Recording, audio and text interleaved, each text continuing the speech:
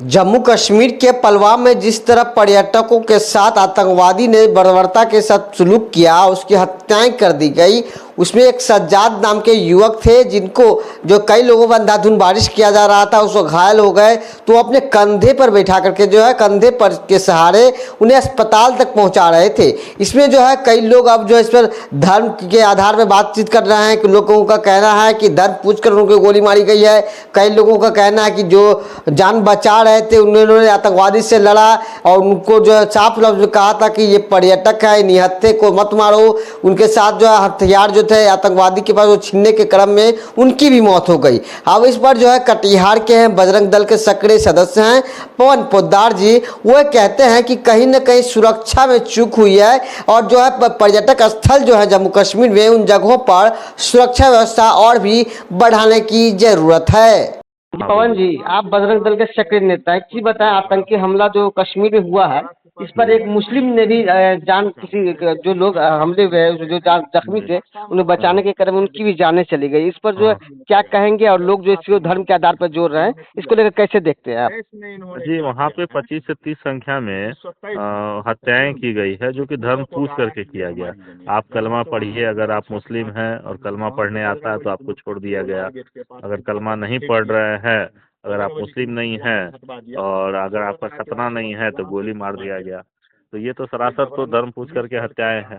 और जब वहाँ पर 25 से 30 की संख्या में पर्यटक की हत्या हुई है, जब अंधाधुंध गोलियां चलती है तो जाहिर सी बात है कई लोग सिविलियंस भी मारे जाते हैं वहाँ पर। तो वही पर्यटक लोग अपना जो घूमने गए थे उनके अलावा अंधाधुंध फायरिंग में हो सकता है उनकी भी हत्या हो गई होगी।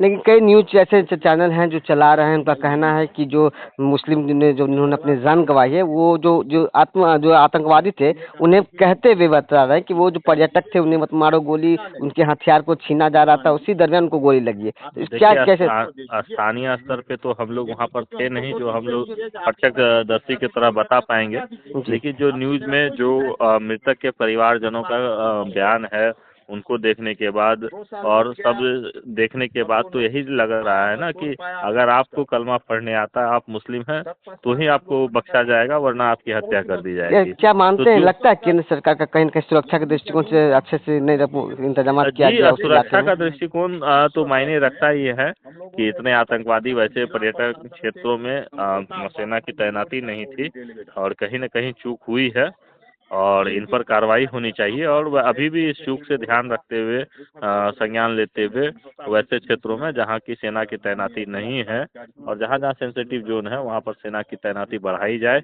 और कहीं न कहीं हमारा तो इंटेलिजेंस फेल्योर है, जितनी बड़ी घटना को अंजाम दे दिया गया, लेकिन कहीं न कहीं वहाँ का स्थानीय स्तर पर लोगों की मिलीभगत है। अगर वहाँ का स्थानीय मिलीभगत नहीं रहता तो उतना रेकी करके उस तरह से खुलेआम फायरिंग करके हत्याएं नहीं होती। क्या नाम हुआ पवन जी आपका?